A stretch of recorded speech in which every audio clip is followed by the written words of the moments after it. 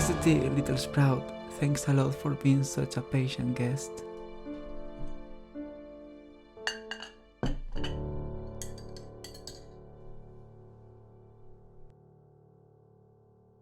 Well, where were we?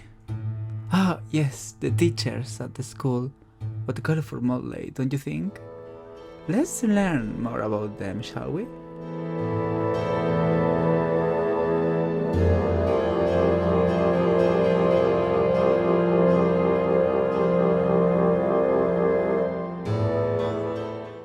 He's as cunning as a devil.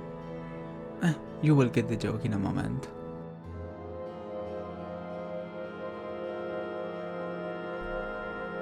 If one thing is well known in the kingdom of Carnstonia is the infinite possibilities of arcane arts. This kingdom is ruled by a magic council that controls the use of magic. However, the arcane arts and its promise of almost infinite power has always been the main attraction for those who will do anything to dominate the very foundations of reality.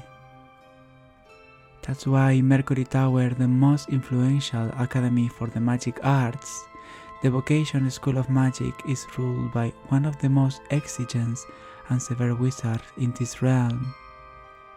Cecil may appear to be a young boy of 11 years old, although sometimes he appears with softer facial features and longer hair, dressed as a little noble girl. The students of Evocation and School of Magic soon realize that's not his real visage, not only by his ever-changing appearance but because of how his manners are elegant and his expressions are eloquent and full of experience. Also, his dominion of the power of destruction and elemental chaos has no match. Nobody knows his real appearance, but that didn't matter. Cecil didn't need any kind of intimidating presentation to make himself clear. He's one of the toughest teachers in the academy. Not many people can pass the first exam, which is quite convenient being Evocation, one of the most sought after schools of magic. Cecil likes to be challenged and likes to do so with his students. He likes to approach his lessons in a more direct way, defying the limits and ambition of his students and judging harshly the doubt, lack of potential or control. These reckless and sometimes harsh ways of teaching serve always as a filter, making sure only the most capable of controlling their power and developing their talent pass the exams. In his lessons, Cecil enjoys the theatrics of learning Evocation. He's able to taunt the disobedient ones, hit the weakest points of the arrogance, and defy the wizards that are not yet exploring their true limits. His techniques when teaching is behaving as a spoiled brat or a cruel young princess, while humiliating his students in the process. However, the students that are able to pass the first exams and show enough resilience discover another side of their teacher. Cecil likes to nourish and exploit their true potential, not only to be able to call the fire in your heart to destroy your enemies, but to be able to control your heartbeat, to not be dominated by your inner fire. Not many students are able to get to the end of his lessons, but the ones that do are always the most well-known and powerful evocation wizards of the whole kingdom. Most people think that Cecil is a genius, a young wizard with a great talent or discipline.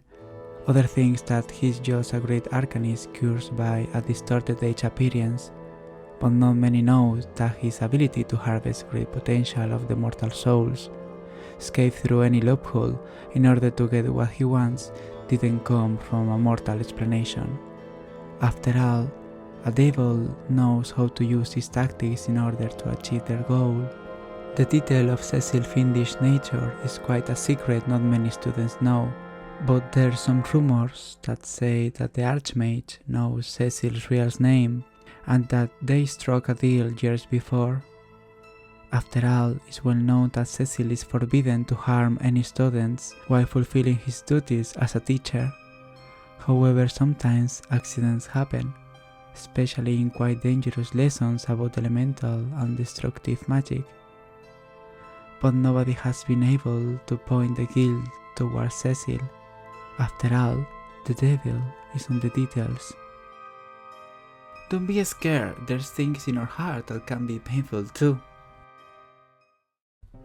Many people think that the study of the magic arts consists only in researching and spending many years in dusty libraries while reading old books in order to memorize difficult spells and incantations. And being partially true, in Mercury Tower the approaches to learn any kind of magic may vary from one professor to another. In the case of the study of the arts of illusion, the style of learning can be quite theatrical. Mirage is the professor who teaches the art of deception and manipulation of the senses and the mind. His approach to his fine art can be described as spectacular as his career. After all, Mirage was a well-known performing artist years ago. As a genasi, Mirage has always been in contact with his emotions, as many childs of the water element have been since their birth. In the case of Mirage, his emotions were heavy, profound, and difficult to contain. That's why he was lucky enough to find a way to control his emotions through the discipline that comes with the learning of the arcane arts. At first, he managed to control his raw emotions with discipline and composure, but soon he started to feel the crave to explore his emotions and express himself. Not many people close to Mirage were surprised when he joined a circus and specialized in the School of Illusion. Mixing his high discipline with the passion and perfectionism of the scenic arts, Mirage quickly became one of the most famous illusionists in Carlestonia, performing all around the kingdom or even to other countries after he managed to make the very queen of Carlestonia laugh. His career was on its peak when it happened. Mirage's heart was broken. Not many people know he had a lover, but the news quickly spread around the world of the scenic arts. He spent many months without contacting anyone, until one day he organized one last show. He poured all his emotion on this number. He performed in one of the biggest audiences in the kingdom. His play was filled with emotion and sorrow. Legend says that the whole town cried for a week of how touched they were for the illusionist number. Right at the end of the show, Mirage said goodbye and disappeared in the middle of the stage. Days passed until the people realized he vanished from existence. Many people said he was dead or that he retired after his last number, making his legend resound in any tavern or noble salon across the continent. No one ever heard of him until years later, when one day he reappeared. He presented his respects to the Queen and his fans and proceeded to join the Mercury Tower, where he discovered the joy of teaching and sharing his art with other promising students. In his class, Mirage lets the emotion lead the lesson. He believes that no illusion is too unrealistic if you make a good performance with conviction at the perfect moment. He believes that the art of illusion consists of telling lies to show the truth of your own heart, and that applying on the stage and with any little illusion any common wizard could cast. His lessons are always performatic as expected from the most despiant professor of the academy. He uses his experience of the stage to make the lessons entertaining yet instructive. He likes to also to talk individually with his students to learn more about them and use a more personal direction when they are performing their illusions. He's not afraid to correct and be direct with his students. After all, he was in the show business for most of his life. Maybe he's a bit emotional or melodramatic. A few think that he's a bit exaggerated due to his late career, but other students think that all these emotions are just a facade to hide something. Many people use masks. In her case, half a smile is enough. Since the beginning, the world of the arcane arts was associated with the occult and unknown. Many people mistrust its origin or purposes. That's why Calnestonia, a kingdom ruled by archmages, was considered a secret heaven for anyone with such abilities. However, even in this safe space for casters of any kind, there was still prejudice for those who dared to play with mystic forces of beyond. Necromancy always had a history of fear and mistrust among other academics. Nevertheless, the art of communion with the non-living was a legal style of magic as long as its practice didn't break any rule of the state. Many apprentices of the dark path have to join a guild of necromancers in order to access certain materials, illegal ways and practice their arts. But the price to join those groups is quite expensive, making other necromancers seek other ways to obtain certain components in secret. Far away from the social prejudice of those who don't understand their art, many necromancers created clandestine circles in the wild, living a life out of the civilized world. Those groups aren't allowed, but normally they are under vigilance or left to practice on their own as long as they don't study with malevolent intentions or hurt anybody. On the other hand, the fame of the necromancy doesn't come from the clandestine mages living in the woods or caves. Orna Magna has a long story of evil and infamous wizards who, hungry for power or forbidden knowledge, committed unmentionable acts in order to accomplish their goals. And it doesn't help that the most of those wicked wizards came from the school of necromancy, at least to the public knowledge. That's why, when the people knew that Vermilla Frostbottom is the professor responsible for instruct the next generation of necromancers, many people feel shiver down the spine. After all, not many people have the chance to learn from one of the most famous dark wizards who break out from the Iron Masquerade, the most secure magic prison in the continent. For many people, Vermilla seemed a nice and kind halfling woman, dressed properly, with a warm smile and polite manners, but she always had a fascination with the decay and the beauty that remains once life is gone. She manifested her powers from a young age, and her appreciation of the natural balance between death and life soon made her choose the path of necromancy in order to satisfy her never-ending curiosity. Fortunately for her, she came from a wealthy family of merchants, and she never lacked talent, and a hard-working personality that, added to their easygoing charm, made her very loved and admired in the arcane community. She had many offers from patrons who wanted to sponsor her career, so Vermilla could always study her arts in the legal way, making Vermilla one of the most talented and loved necromancers in the country. Many years later, new evidence in the investigation following the true identity of the Cold Weaver, a criminal necromancer who attempted to raise a legendary army of undead warriors, were found. This evidence had proven that Lady Frostbottom and the Cold Weaver were indeed the same person. She was found guilty and sentenced to a lifetime in the Iron Masquerade. A year passed in the kingdom, entering a wave of fear and chaos when Lady Frostbottom broke out from prison, leaving no trace of her whereabouts. The acts of unmentionable and cruel rituals of the Cold Weaver began to appear around the country. Villages reduced to ashes, families destroyed, dark rituals trying to open portals using innocent lives as sacrifices in dark ceremonies.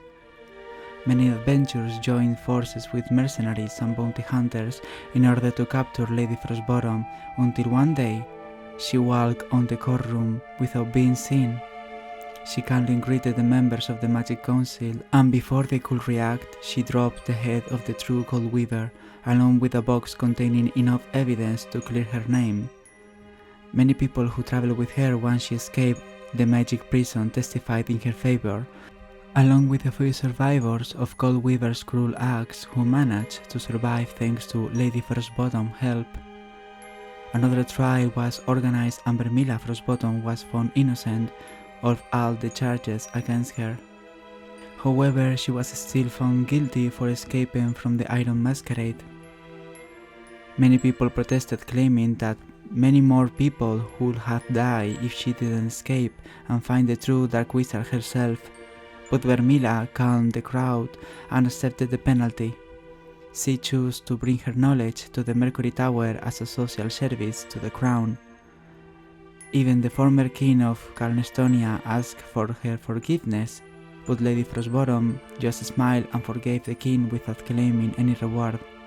At Academy, Lady Frostbottom is one of the most kind and approachable professors. She always speaks calmly and likes to help any of her students. She understands the difficulties of studying the dark arts, and she tries to be a guide for those who seek not only knowledge but a safe space to practice without the judgment of the external world. However, Lady Frostbottom is not a person you want to trifle with. She may look nice and coy, but she knows how to project fear in the heart of her enemies. After all, she was able to break out of her prison and kill one of the most elusive and dangerous necromancers in the kingdom to clear her name. She even named her new familiar as the actual name of the Cold Weaver, but not many people noticed when Philip, a giant frost spider, lays on his cobweb on the ceiling of Lady Frostbottom's study while she's enjoying a nice cup of lavender tea. For Lady Frostbottom, the afternoon tea is one of the most important times of the day, and she won't let anyone disturb that, regardless if it's a badly timed guest or a pale master trying to incriminate her. Experience comes from risk, but also hard lessons. The legends are alive in the continent of Orna Magna. So many people think that memories can leave a print in a place, either creating a hidden safe haven, a keep for secret loves and alliances, or a haunted maze of pain or loss. For many people, the power of memories can change a place forever, and no race in this world knows this better than the dwarves. For the kings of the mountains, the stone is the perfect receptacle needed for creating a legacy where many legends will rise and live after the pass of the ages, and for Mordred Glassnose, this was no exception. In Mercury Tower, the magic of the School of Transmutation is directed by this arcane craftist, who has seen many years passing by the very walls of the school. She still remembers how the stone in the walls was different when she arrived at the academy many years ago. However, unlike many dwarven elders, she didn't come to the tower to become a legend or study it. For Mordred, that spark was extinguished long before she walked the hallways of the tower for the first time. Born in a proud family of artisans in the eldest mountain of Castralesa's colonies, Mordred was raised and taught how to create art which will live for many years. Sculpting and modeling the very stone of the mountain, the clan of the Stonehair were proud architects who worked for many dwarven kings in the past. This legacy was still living today through the members of this proud family. The clan leader of that time, Orgus Stoneheart, had the goal to lead the family legacy to success. That's why when he announced that they had been hired by the royal family of Castralesa in the peninsula, all the families played their parts to make sure this plan would go with no problem. Between them, there was a young dwarf girl called Mordred. She was still a child with no beard, but her skills in hearing the core of the stone and sculpting were impressive for her age. But she also excelled in the unique skills of having a vision for the future. Her grandfather Orgus already started teaching her directly, making sure she developed her skills at the maximum potential, even with the objective of making her the next head of the clan. However, something changed in Mordred once she felt how her powers awakened in her chest. At first she was scared and confused, but once she felt that the Mordinsaman gave her this gift so the clan would achieve glory, she started combining her studies of the arcane with her stonecraft. Nevertheless, her grandpa didn't agree with the new technique used by Mordred, not only because he was an elder dwarf for whom the traditions in the craft were sacred, but because of how persecuted the arcane arts are in Castraleza. He told Mordred that the magic she was using would tarnish the honor of the family, but in his heart he was just afraid of her grandchild's safety. They have a big fight, where all traditions were broken along with the love between the elder clan leader and the young wizard. Unfortunately for Mordred, even if she just wanted to apologize to his grandpa, an accident in the construction of the palace took away the life of Orgus and trapped Mordred in a cage of melted stone, burning half of her face. Since that day, Mordred became the new leader of the clan. She closed her heart to suffocate her sorrow in order to finish the construction without problem, following the old path and constructions. Since then, Mordred never practiced her magic while leading the family. The palace was a success, and the whole clan of Stoneheart became famous not only in Castraleza but the whole continent. Mordred led the clan to a new golden era of fame and prosperity. She grew old and became a formidable matriarch, especially when she discovered a new talent of the craft in her granddaughter, Galadema. That's when she remembered his grandfather, and all the wounds were reopened. However, Galadema soon felt the pain of Mordred and, with calm and tenderness, managed to help Mordred to confront the ghost of regret in her past. When she managed to be ready to forgive herself, she felt the presence of the magic again flowing through her veins.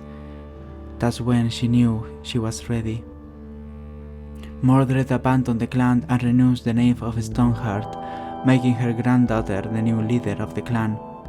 She gave herself a new game, Glassnose, inspired by her face mask made of glass. She traveled across the continent studying the very essence of the matter and its properties, becoming a master in alchemy and transmutation. Many years later, she arrived at the tower and began teaching the art of healing the heart of the stone for many years. At first gaze, Mordred may seem a harsh teacher, stoic and blunt when teaching her lessons. However, once the students gain her confidence using hard work and diligence, many people discover how motherly and caring Mordred is. She prefers a more methodical way to teach. She always says that the very soul of the matter resides at its core, but you have to be able to stay silent and listen to it.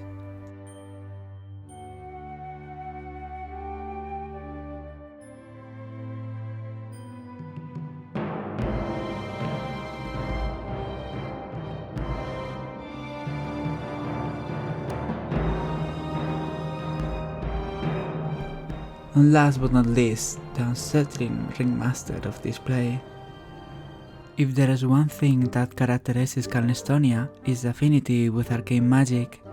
This country had always had a close relation with arcane arts, making its culture part of it. Astrological figures are synonyms of magic and the study of the occult, chosen to decorate blazons, flags, or coats of arms for the country and many families of the nobility. Since the beginning, there was a strong and mysterious force and compelled many students of the arcane to this land. A few researchers noticed how there was an incredibly force pointed directly to certain geographical points in the land of the country. There were many altars of lost civilization constructed in these spaces for amplifying the power of its rituals. Nowadays, this knowledge is almost lost to most people. However, a few specialists of the occult like it to travel to this point in order to study the influences of the magic in these magical places. As expected, in the heart of the north of Calnestonia, one of these places was founded and many arcanists traveled from very far to settle in. The first circle of magic was founded, becoming the first archmages of the land, using the potential of this arcane space to explore and defy the limits of the known reality. Many years later, with the help of the artisans and craft master of the city of Herbes, The Needle of the North was constructed and the Mercury Tower was born. The Magic Circle decided that the future of this country and its magical potential should be led by not only the most powerful wizards but the most wise. That's why the royal family of Calnestonia always had an Archmage member to represent the throne in the council. Also, it was decided that it should be an Archmage of the council guarding the place where the Circle of Magic was created, the Mercury Tower.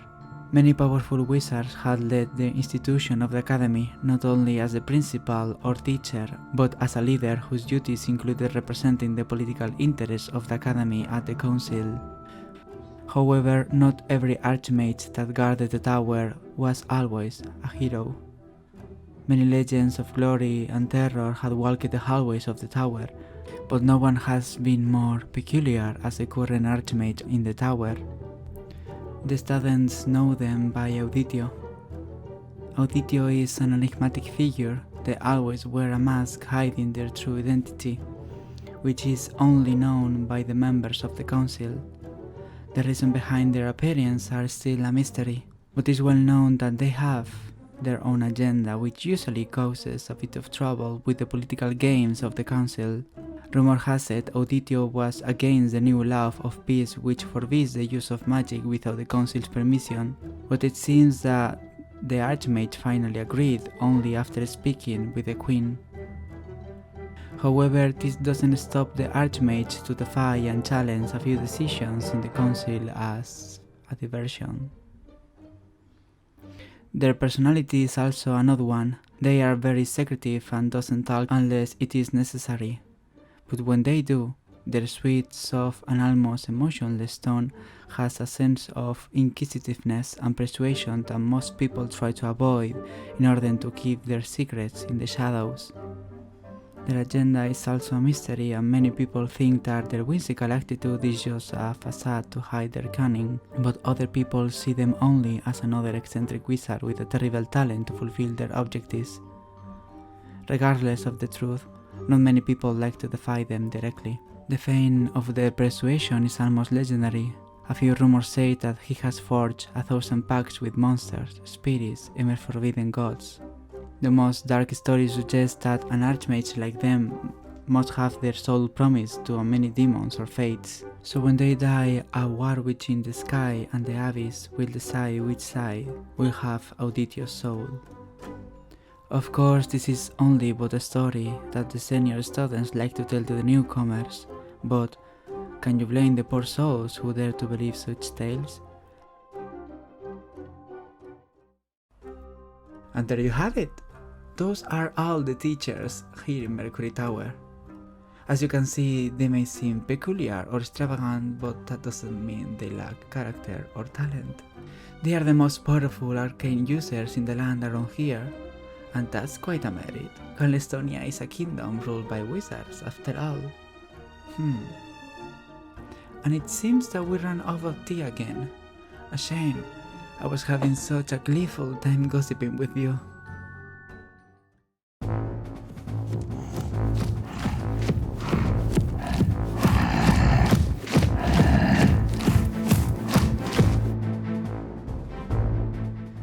My, her time is impeccable as always. It seems that we are going to have a company in a few seconds. Better hurry up and escape while we can. Listen carefully, little sprout. You must hurry and escape through that door over there. Trust me, you don't want to get caught by Cordelia in her tea room. I'll try to distract her while you run. I'll see you in the corridor in a few moments. There is something else I want to show you. It won't be long, I promise. In the meantime, why wouldn't you like this video? You can always share it with your friends or even subscribe to this channel. Be safe, little sprout.